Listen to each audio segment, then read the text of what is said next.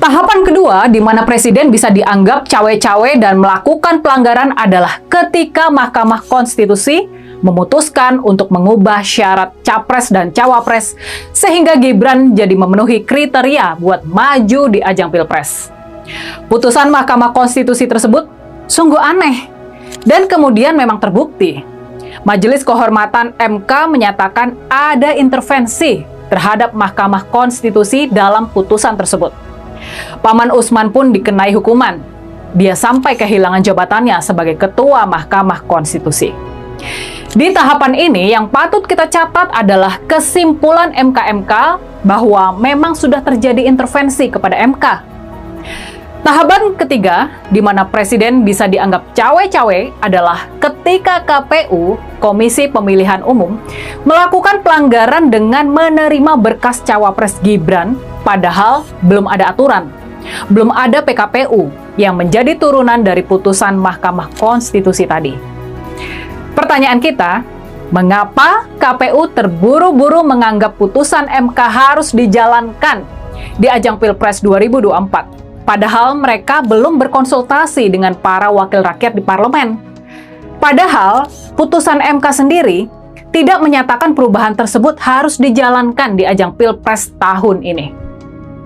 Untuk kasus ini, Ketua KPU sudah dinyatakan melanggar dan dihukum oleh DKPP, yaitu Dewan Kehormatan Penyelenggara Pemilu. Pertanyaannya, apa motif KPU melakukan pelanggaran ini? Apakah sebagaimana Ketua Umum Partai tadi, ada pimpinan KPU yang juga tersandera oleh kekuasaan? Kita lanjut ke tahapan berikutnya, yang keempat nih, yaitu dalam penyaluran bansos atau bantuan sosial.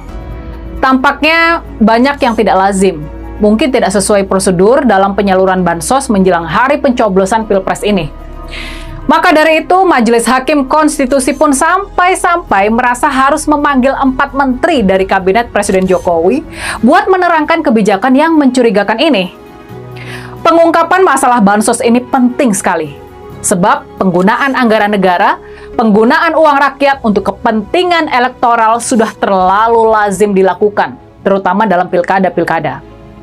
Jadi, sudah sangat tepat kalau para hakim konstitusi mendalami masalah tersebut agar praktek curang ini bisa dicegah, bisa dilarang untuk dipraktekkan lagi di masa yang akan datang.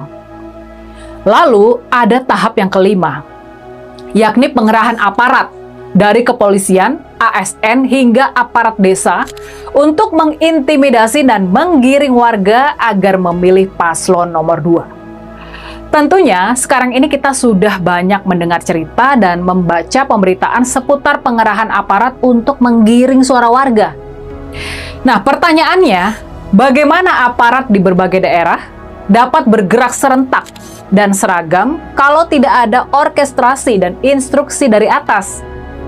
Lalu, siapa di antara para pejabat struktural negara yang punya motif menggerakkan aparat memenangkan paslon 02? Kalau bukan ayah dari salah seorang kontestan tersebut. Paling tidak, di 5 tahapan tersebut, di tahap akuisisi tiket parpol, putusan MK yang meloloskan Gibran, pelanggaran KPU yang juga meloloskan Gibran, penggunaan bansos hingga pengerahan aparat untuk memenangkan paslon nomor 02, kita bisa menemukan cawe-cawe presiden dan celah pelanggaran yang mungkin dilakukan. Satu saja pelanggaran presiden yang bisa diungkap, cukup satu saja, maka Pak Jokowi sudah bisa dianggap melanggar sumpah jabatannya. Nah, sekarang pertanyaannya, sejauh mana para hakim konstitusi bisa mengungkap semua celah pelanggaran ini? Sampai sejauh mana mereka ini bisa membongkar semua ini? Ya, sayangnya kita masih harus sabar, menunggu sampai setelah liburan Lebaran nanti buat menemukan jawabannya. Sabar ya. Hak demokrasi, hak politik setiap orang, setiap menteri sama saja. Yang paling penting, presiden itu boleh loh kampanye. Presiden itu boleh loh memihak. Boleh. Tapi yang paling penting waktu kampanye tidak boleh menggunakan fasilitas negara. Boleh. Kita ini kan pejabat publik sekaligus pejabat politik. Ini nggak boleh berpolitik, nggak boleh. menteri juga boleh. Ya, teman-teman, di dalam sengketa Pilpres tahun 2024 ini telah dihadirkan 4 menteri yang memberikan keterangan mereka tentang kegiatan Presiden Joko Widodo dan juga bansos atau anggaran bansos yang dipergunakan.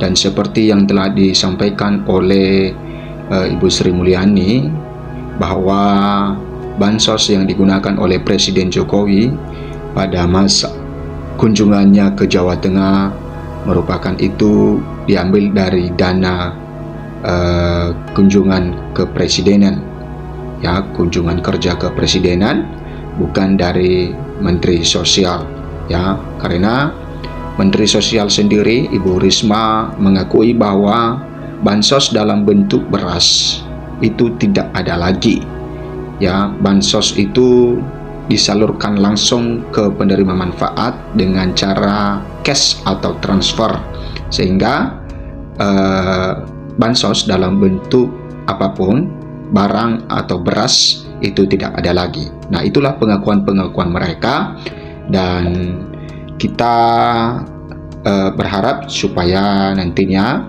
ya, Majelis Hakim bisa mempertimbangkan setiap keterangan mereka untuk mengambil satu keputusan di dalam sengketa Pilpres tahun 2024 ini. Oke. Paslon 02 diuntungkan bansos, 4 menteri pasang badan di sidang Pilpres MK El Nino disalahkan. Dugaan keterpilihan pasangan Capres-Cawapres nomor urut 2 Prabowo Gibran pada Pilpres 2024 karena efek penyaluran bantuan sosial atau bansos pemerintah Joko Widodo atau Jokowi menjadi salah satu dalil yang disorot dari permohonan gugatan sengketa hasil pemilu 2024 dari kubu Anies Capres-Cawapres 01, ya, Anies Muhaimin Amin, dan 03 Ganjar Mahfud. Bahkan untuk pembuktian hal tersebut, Majelis Hakim MK mengabulkan permintaan pihak 01 dan 03 untuk menghadirkan 4 menteri Jokowi sebagai saksi dalam persidangan perkara ini, khususnya soal penyaluran bansos dalam sidang sengketa hasil Pilpres tahun 2024 di MK Jakarta pada Kamis 5 April 2024. Nah, keempat yakni Menteri Keuangan Menko Sri Mulyani, Menteri Sosial Mensos Tri Risma hari ini, Menteri Koordinator Bidang Perekonomian Airlangga Hartarto, dan Menteri Sosial Tri Risma hari ini. Nah, keempat menteri itu pun harus payah memberikan penjelasan kepada tim hukum pihak 01 dan 03 maupun Majelis Hakim dalam sidang MK hari ini. Dalam persidangan sebelumnya, pihak 01 menghadirkan ahli bernama Fit Adrison, pakar ekonomi dari Fakultas Ekonomi dari Bisnis Universitas Indonesia.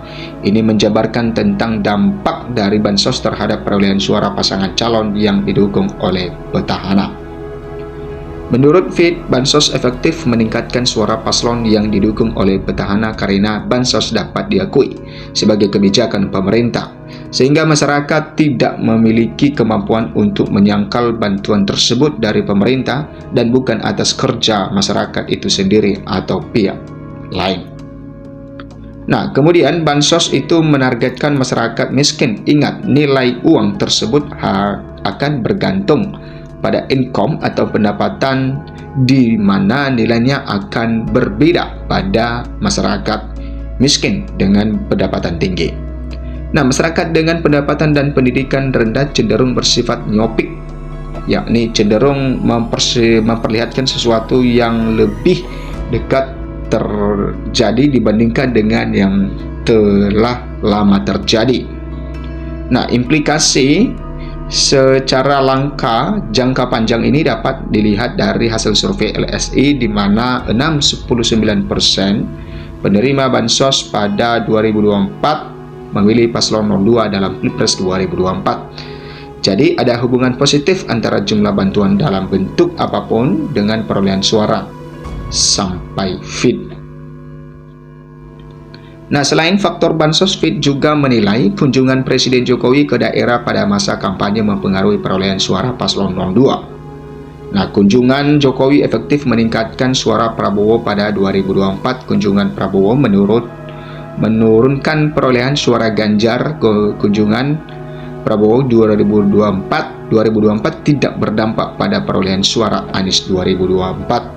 Dan kunjungan Prabowo dan suara Jokowi 2019 semakin memperbesar kenaikan suara Prabowo tahun 2024, jelas Fit.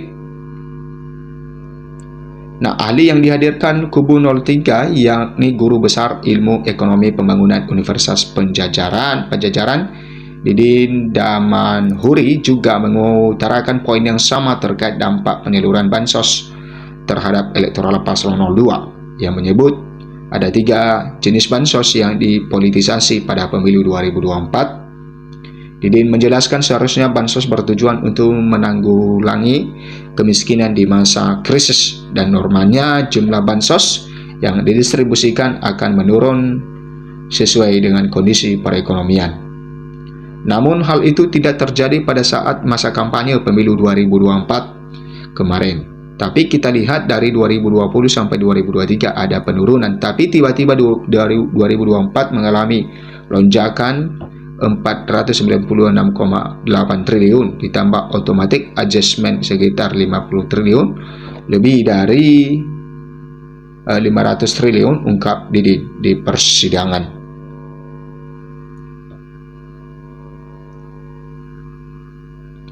Nah, teman-teman, ya, Ganjar Mahfud ya menghadirkan tentang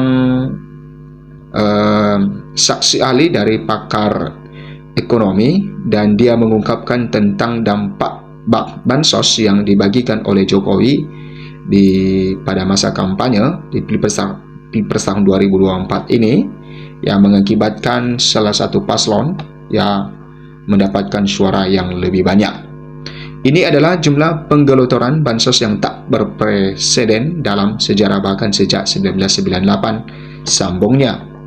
Lalu seperti apa penjelasan keempat Menteri Jokowi terkait penyaluran bansos dari pemerintahan yang diduga mempengaruhi elektoral paslon Prabowo Gibran itu? Nah, ini keterangan para menteri, teman-teman. Dan semoga apa yang disampaikan oleh para menteri ini menjadi bagian dari keputusan ya Mahkamah Konstitusi untuk mengadili satu perkara ini dalam sengketa Pilpres tahun 2024 ini. Ya, teman-teman, berikan komentar Anda, bagaimana pendapat Anda dengan hal ini. Sampai jumpa di video berikutnya.